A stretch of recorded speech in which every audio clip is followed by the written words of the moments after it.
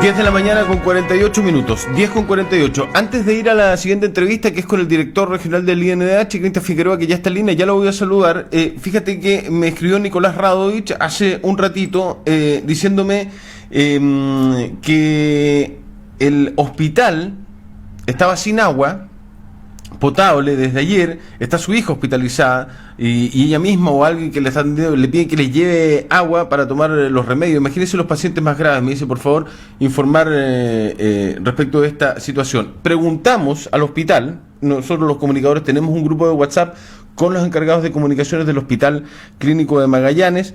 Yo le pregunté si había un problema con el agua potable o en algunos sectores del hospital con respecto del agua potable, y Paulina, a quien le agradezco y le mando saludos, muchas gracias por la pronta respuesta, me dice: el hospital tuvo un problema de rotura de cañería de agua ayer, ya, en la noche, ayer en la noche, tarde-noche, y que fue solucionada en la madrugada de hoy día. Y seguramente hay algunos temas de presión todavía mientras circula ya de forma normal el tema del agua potable en el hospital. Imagínense que un hospital como el Hospital Clínico se quede sin agua potable o tenga algún problema, es gravísimo, pero se solucionó durante la madrugada. Así que ahí está la respuesta, Nicolás. Muchas gracias también por enviarnos esa información y gracias a la gente del hospital por respondernos tan prontamente. Quiero colocar para saludar a nuestro siguiente invitado esta imagen respecto del reporte del INDH Magallanes. Esto es del 15 de noviembre, de algunos días. Seguramente han variado las cifras, los números, los guarismos de estas 198 personas detenidas, según un informe, el reporte general generado a partir de los datos del INDH y que se han podido constatar a través de la observación directa de sus funcionarios, más información oficial recibida desde el Hospital Clínico desde el día 19 de octubre, cuando parte todo esto, ¿no? 198 personas detenidas, 141 personas heridas, 85 denuncias recibidas, más de 20 observaciones de manifestaciones, más de 60 o 58, 16 visitas a comisarías y 19 visitas al servicio de salud. Seguramente esto ha cambiado, sobre todo después de lo de anoche, que ya voy a profundizar también. Cristian, ¿cómo estás? Buenos días, gusto de saludarte, muchas gracias por recibir nuestra llamada. Buen día, Mauricio, un gran saludo a ti y a todas las personas que nos están sintonizando hasta ahora. Lo primero que te quiero preguntar es si tuviste algún inconveniente anoche. El rumor en los medios de comunicación es que tuviste un altercado con el personal policial, que tú andabas acompañado con otra persona del INDH. ¿Es así eso, Cristian, o no? A ver, sí hubo una situación ayer. Bueno, primero señalar que el día de ayer las manifestaciones en general fueron muy pacíficas, salvo, digamos, la que se produce después de las 20 horas, en donde ya toma otro revuelo y comienza a ser un poco más violenta la manifestación y Carabineros actúa, y ahí nosotros comenzamos a desarrollar el trabajo que nosotros hacemos, que intenta, digamos, de alguna forma, con el escaso personal en terreno que tenemos y los distintos sucesos que se comienzan a dar, comenzamos a tratar de documentar lo que se estaba viviendo ahí a través de registro audiovisual, de alguna manera para ir recopilando evidencias que nos puedan posteriormente llevar algún análisis respecto al actuar de Carabineros frente a estas manifestaciones y evaluar si están ajustadas a protocolo o no. Ese es nuestro trabajo, digamos. Ahora, ayer comenzamos a tener, fíjate, Mauricio, de manera bastante inédita, pues no nos había ocurrido en otras ocasiones, mucha violencia verbal respecto al actuar nuestro, en términos de que las personas nos señalaban que por qué no interveníamos en las detenciones. Nosotros le hicimos ver a todas las personas que se nos acercaron que no tenemos nosotros facultades para intervenir en una detención. Nuestras facultades están vinculadas a la observación del actor de Carabinero, a registrar, pero no a intervenir en una detención, digamos, más allá sea o no esté ajustada a derecho. Y esto finalmente, cerca de las 9, termina con una agresión física de un manifestante a parte, digamos, del equipo del INDH que estaba desplegado, específicamente al abogado regional y hacia mi persona. Una agresión física, digamos, con puntapiés y intentos, digamos, de estrangulamiento, digamos, derechamente. Y eso fue una situación muy fuerte que tuvimos que vivir anoche y que finalmente nos hizo ir a contratar lesiones. O sea, es decir, para dejar claridad absoluta, no fue este altercado con personal policial, sino que con manifestantes o con un manifestante, ¿no?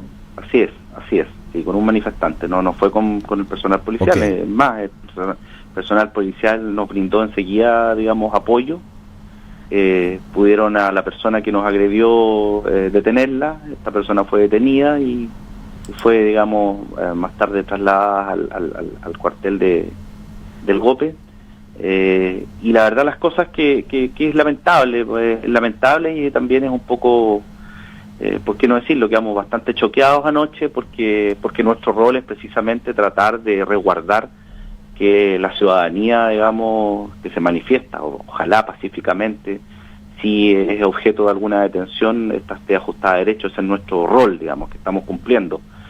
Parece que no se ha entendido a cabalidad, y por eso que es muy importante el espacio que nos dan los medios. Así yo te agradezco este contacto para dejar en claro, Mauricio, cuál es nuestro rol y las facultades que nosotros tenemos en terreno cuando participamos de las observaciones de este tipo de manifestaciones. Cristian, este reporte que estamos mostrando ahora en pantalla, que es del 15 de noviembre, que habla de 198 personas detenidas, 141 personas heridas, 85 denuncias recibidas, ¿qué tanto han cambiado sus juarismos en la última semana? Mira, en estos días han aumentado evidentemente, desde el sábado a ahora. Las personas detenidas no hemos hecho un catastro, pero tenemos ya entre el día lunes que hubo, dice las cifras oficiales, 16 detenidos, nosotros observamos 8. Y anoche, que también hubo un grupo importante de detenidos, yo creo que ya estamos cerca de las 220 detenciones. Y respecto a las observaciones de manifestaciones, nosotros ya hemos realizado 5 más. Hay 68 visitas a comisarías que se han producido en estos días, y aumentamos de 19 las rondas de servicio de salud a 25. No han aumentado, y esto también tiene que ver con la decisión que toma Carabineros de no utilizar, digamos, las escopetas. No han habido, afortunadamente, más casos de heridos por balines de goma. Sí sabemos que han aumentado también los casos de detenidos niños, niñas, adolescentes, que eran 50. Anoche habían 4 menores que fueron detenidos, y han aumentado, digamos, esas cifras, los guarismos. Sin embargo, también estamos viendo que la violencia va en una escalada mucho mayor esta semana. El día lunes y anoche, efectivamente, vimos grados de violencia bastante preocupantes que la verdad que los pudimos observar y que tienen que, de alguna manera, ponernos a todos en alerta, porque tenemos que parar esta situación, digamos, para todos los lados, digamos, ¿eh? Y es una situación que hoy día incluso lo evidenciamos con las situaciones que ocurrieron en el centro, que es preocupante y nos tiene que llamar a la reflexión. ¿Cuántos heridos por balines hay en Punta Arenas? Hasta este minuto siguen las mismas cifras que nosotros les enviamos oficialmente, son los 7 heridos por balines, de los cuales nosotros estamos ya preparando varios de estos 7 casos, acciones judiciales. Hay algunas personas que no las hemos podido contactar, ha sido complejo eso, pero ya hemos presentado un par de acciones judiciales por balines de goma y esperamos en los próximos días presentar la siguiente. Hay un niño de 3 años que, producto de alguna acción de Carabineros, se le rompió, se le quebró el tabique nasal, Cristian. Sufrió una contusión nasal, efectivamente, y algunas contusiones en el rostro producto de una detención, que nosotros, ese caso, ya estamos con la querella lista para, digamos, ya para ser presentada el día de hoy. A ver, les cuento, esto fue una situación que se dio en el contexto de una persecución policial, en donde una de las personas manifestantes huye, señala de que había participado de las manifestaciones, huye por una persecución de personal policial en moto, y a pocas cuadras, digamos, del sector céntrico, él sube al auto de su hermano, y en esa situación el personal policial abre el vehículo, y en el intento de sacar a esta persona, el personal no repara en que hay un menor de 3 años y había una menor de 10 también, que si bien es cierto no sufrió agresión física producto de estos forcejeos, quedó en un estado emocional y en un shock bastante importante, digamos, y esa situación es preocupante, digamos, porque ese procedimiento policial evidentemente no consideró que había menores de edad, y la forma, digamos, de tener es una forma absolutamente arbitraria que debe ser denunciada. Nosotros, insisto, tenemos lista ya la acción judicial para ser presentada en estos días.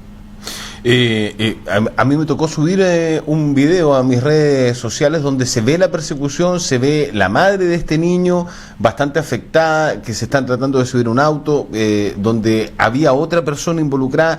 Esto es en el sector donde estaba el club Pesca y Caza antiguamente, que se quemó. Ahí ahí en ese sector fue esa detención, ¿no? Exactamente, ese es el caso que tú estás señalando, el que nosotros tenemos. Ya nosotros, bueno, ese día cuando se produce esta situación, nosotros rápidamente vamos al hospital, nos entrevistamos directamente con la víctima y pudimos ahí recoger, digamos, el relato de lo que ocurrió, pero a los pocos días, porque estaba en un estado emocional bastante intenso, nosotros a los pocos días pudimos reunirnos también en nuestras oficinas ya para, de manera más tranquila, poder reconstruir los hechos tal como ocurrieron minuto a minuto ese día. Y a nosotros nos parece que hay suficientes elementos como para presentar una acción judicial, porque además, insisto, acá hay un menor de 3 años y 4 meses involucrado. La Defensoría de la Niñez, que funciona zonalmente, se comunicó con nosotros desde Coyhaique. No tengo información si ellos se van a hacer parte de la querella, pero sí ellos también han presentado, digamos, su reparo respecto a este procedimiento policial, porque no tenemos otro caso de características similares en donde se haya visto involucrado un bebé de esta edad, digamos, y es muy fuerte la situación que se vivió aquel día. ¿Qué antecedentes tienes? Porque entiendo que hubo una denuncia por parte de los familiares de una abuelita de 92 años que estaba mirando por la ventana en el segundo piso de la ex central que conocemos ahí en Chiloé, entre Croacia y Mexicana, y que el chorro del lanzaagua a un segundo piso de una casa rompe la ventana, afecta a esta persona de 92 años y deja la escoba ahí dentro del living y todo lo demás. Mostramos imágenes nosotros hoy día en la mañana, hablamos con los familiares. ¿Tienes antecedentes de aquello? ¿Sucedió anoche? Sí, anoche. No tenemos antecedentes al respecto, que nosotros, como te señalo, después de la agresión sufrida por el equipo, yo tomé la determinación de retirar al equipo de la manifestación, porque ya estaba en riesgo nuestra integridad física y nos trasladamos a contratar lesiones y hacer la denuncia. No tenemos antecedentes al respecto. Ahora, sería importante que se pusieran en contacto con nosotros para poder conocer esos antecedentes y poderlos también evaluar. No tenemos antecedentes de lo que tú me señalas. Ya, entiendo que se hizo, por lo que dijo hoy día en la mañana Rodrigo Yarzún, que es el nieto de esta persona de 92 años, que se hizo la denuncia vía internet y que se habló con un representante del INDH a nivel local. Puede ser, claro, sí. Lo que pasa es que nosotros hemos dado a conocer el mail que yo también en otra entrevista te lo comenté, sí, donde estamos recibiendo denuncias, y pues seguramente en el día de hoy vamos a procesar esa denuncia y vamos a comenzar a evaluar el caso. Evidentemente que el tema del lanzagua ha sido un tema extremadamente polémico, no solamente en este contexto, sino que ya viene hace tiempo generando polémica, y que también el carro lanzagua tiene un protocolo de acción, digamos. Entonces va a haber que evaluar el tipo de actuación que el funcionario tuvo, y en función de eso tomar alguna determinación judicial respecto a los siguientes pasos. Si la situación es como la que tú me señalas claramente, es una situación que hay que atender con toda su magnitud. Claro, porque puede o sea, como para entenderlo o tratar de buscar una explicación de por qué un carro lanzaguas lanza su chorro a un segundo piso de una casa en una ventana. Eso, de que se puede hacer, pero ¿está permitido hacerlo? O sea, claro, el lanzaagua hay protocolos de distancia, hay protocolos de potencia, hay protocolos que tienen que ver con la dirección porque recordemos lo que ocurrió en Valparaíso hace un par de años para una cuenta pública, en esos años cuando se daba en mayo, el 21 de mayo, que un joven muy maltrecho por el agua, digamos, lanzada por estos carros. Efectivamente hay un protocolo que tiene que ver con todas estas consideraciones, y tal como tú me lo señalas, insisto, no tengo yo los antecedentes a la vista, pero tal como tú me señalas, habría ahí una irregularidad en el uso de este elemento, por lo tanto vamos a tener que evaluarlo en el transcurso del día. Quiero mostrar, porque tengo por acá la imagen. Esta es la imagen que quiero mostrar respecto de ahí va a aparecer la imagen del niño de 13. Esa es la situación. No sé si podemos mostrar con audio, por favor, Cris, para que se pueda contextualizar ese momento. Estamos hablando de ahí está, a ver si lo voy a tirar para atrás un poquitito. ¿Viene sin audio? Ah, yo lo tengo sin audio, perdón. Ahí está. Ya. Esto es lo que sucedió hace algunos días y de esta... Lo sacaron desde adentro del auto. Lo sacaron de adentro del auto. ¿Y por qué motivo? Hay niñitas y menores de edad. Hay menores de edad dentro del auto. Hay un bebé dentro del auto. Ya, esa es la situación, gracias, Cris. Esa es la situación del niño de 3 años, ¿no? Sí, exactamente, esa es la situación. Y a nosotros nos parece grave porque primero el procedimiento que persigue a una persona, que abre, digamos, un vehículo sin reparar las personas que estaban dentro, que irrumpe el funcionario, digamos, de manera evidentemente con haciendo, digamos, un uso regulado de la fuerza, dañando a las personas que estaban en el vehículo, es una situación grave, y es precisamente la que tú ahí estabas compartiendo, la que nosotros atendimos. Nos entrevistamos con el grupo familiar, no solamente con el afectado, sino que también con una hermana y con la madre, y estaban todos conmocionados porque además él señala haber participado pacíficamente en la manifestación, haber estado porque andaba con niños en la familia. Esta era una familia completa que ese día se trasladó a manifestarse en las tocatas que se hacen en la plaza y que la gente va a disfrutar de la música, qué sé yo, que lamentablemente muchas de ellas han terminado de mala manera. Entonces esta persona nos manifiesta haber estado pacíficamente, digamos, participando, y cuando se producen, digamos, los primeros enfrentamientos, él se traslada del lugar, primero la familia y posteriormente él, y en esa digamos, huida, él es perseguido por personal policial, que hay que determinar en definitiva cuáles fueron los hechos. Por eso va a ser materia ya de diligencias que el Ministerio Público tiene que decretar y que va a tener que evaluar finalmente tribunales. Pero estos casos graves como este son casos que efectivamente se tienen que accionar judicialmente para que se determinen las responsabilidades. Yo creía hasta este momento de que estaba sumamente claro el tema de que cualquier efectivo policial tiene que estar con su identificación en casos cuando se están controlando, fiscalizando manifestaciones y todo lo demás, cuando ocurren todo esto, tienen que tener su identificación acá a un costado, creo que no sé si al izquierdo o al derecho, me parece que es al derecho, donde está su grado y su apellido, ¿no? Y no todos los carabineros lo andan trayendo, y han habido muchas denuncias. Eso es una obligación por parte de la policía uniformada, ¿no? Por supuesto, es una obligación, y eso efectivamente, como tú señalas, también tenemos denuncias de ese tipo. No se ha cumplido a cabalidad en todos los casos, y es una situación que ya se le hicimos ver al alto mando, y hay un compromiso de cumplimiento de esa normativa, y que efectivamente nosotros, el llamado es que cuando hay una situación irregular de ese tipo, por favor nos hagan ver la situación, en qué contexto ocurrió, la hora, darnos los mayores detalles posibles, porque los funcionarios policiales deben estar identificados, es parte, digamos, de las obligaciones de sus funciones, y situaciones de ese tipo también pueden eventualmente prestarse para actos de impunidad frente a algún accionar. Por eso que es muy importante que los carabineros tengan su identificación y que puedan evidentemente desarrollar todas sus actuaciones de acuerdo a lo establecido. Y eso, si no se está cumpliendo, es una situación irregular.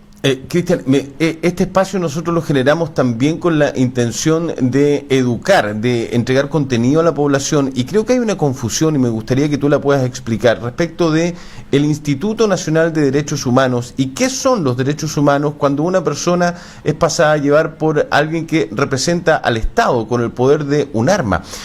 Porque se habla, ¿qué pasa con el derecho humano de las personas que ya no pueden ir al centro porque hay barricadas, porque no pueden salir en la noche? ¿Qué pasa con los derechos humanos de los carabineros? ¿Qué pasa con los derechos humanos de los uniformados que salen a la calle, por ejemplo, a tratar de controlar? Hay una diferencia absolutamente clara que me gustaría que tú la puedas dar a conocer como director del INDH respecto de los derechos humanos de una persona que es pasada a llevar en sus derechos, valga la redundancia, por un agente del Estado, que básicamente eso es lo que fiscaliza el INDH, y que me parece fundamental a esta hora de la mañana explicarle a la audiencia que puede ser que no lo tenga claro. Sí, es una buena pregunta porque a nosotros también nos llega mucho ese tipo de consultas. Efectivamente, los derechos humanos son de todos y todas, es lo primero, digamos.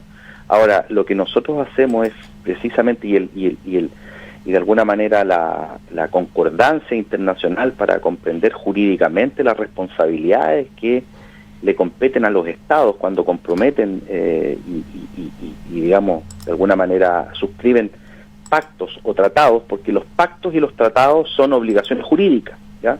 Las declaraciones no tienen ese cariz, pero los pactos y tratados sí son obligaciones jurídicas que adquiere el Estado.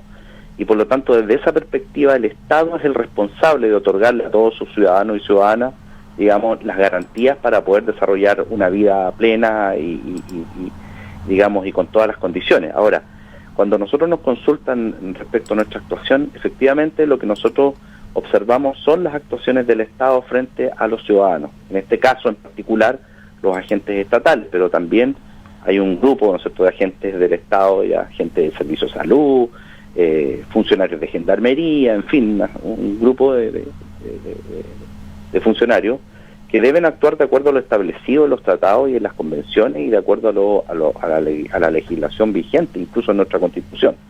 Por lo tanto, desde esa perspectiva lo que nosotros hacemos es vigilar y supervigilar y observar esta actuación. Y cuando esta actuación no es de acuerdo a lo establecido en la regulación, evidentemente nosotros actuamos y ahí tenemos facultades para poder actuar. Ahora, respecto a Carabineros, es importante señalar que Carabineros no es que no tenga derechos humanos. De hecho, nosotros nos hicimos parte de la querella de esta carabinera de civil en otra región, que fue agredida por funcionarios de Carabineros en una manifestación. ¿La confundieron? Claro que la confundieron. Nosotros también ahí presentamos una querella por ese tipo. Entonces, lo importante es establecer que esa carabinera, en tanto ciudadana, tiene derechos humanos y en ese caso, ¿no es cierto?, nosotros actuamos. Ahora, cuando Carabineros, desde su rol, sufre algún tipo de agresión, ellos tienen, digamos, su departamento jurídico que los defiende, tienen sus instituciones que también accionan. Y esto un poco también, fíjate, Mauricio, para que se entienda, ¿por qué los estados han tomado esta decisión? Porque el Estado es una inmensa estructura, es una estructura gigante, y el ciudadano muchas veces queda en una situación muy desventajosa frente a lo que es la institucionalidad del Estado. Y por lo tanto, este tipo de instituciones, como instituciones de derechos humanos, o en otros países incluso defensorías del pueblo que se llaman, o ombudsperson, ¿no? Lo que hacen es precisamente tratar de equilibrar en cierta medida al ciudadano con el Estado para poder equiparar en cuanto a la defensa de sus derechos, que es muy complejo. Entonces, insisto, no es que nosotros no reconozcamos que Carabineros no tiene derechos humanos, simplemente nosotros no tenemos competencia, no es nuestra área el hecho de poder, digamos, enfrentar ciertas situaciones que los puedan poner a ellos en riesgo. No, evidentemente, nosotros minimizando lo complejo que es eso, pero eso es materia de competencia de otros estamentos. Ahí está el Ministerio Público, ¿no es cierto?, que en estos casos toma razón, o las mismas, insisto, departamentos jurídicos que tienen las instituciones para defender a su propio personal. Y además que también el maltrato de obra carabinero es una pena agravada jurídicamente, que le pone una gradualidad más a alguna persona que agrede a algún funcionario. Por lo tanto, en ese equiparamiento es que derechos humanos y las instituciones de derechos humanos actúan frente a los derechos de las personas. Cristian Figueroa, muchas gracias por conversar con nosotros a esta hora, el jefe regional del INDH acá a nivel local. Muchas gracias, Cristian. Muchas gracias, Mauricio. Buenos días. Que esté muy bien, muy buenos días. Pausa y ya venimos. Igualmente.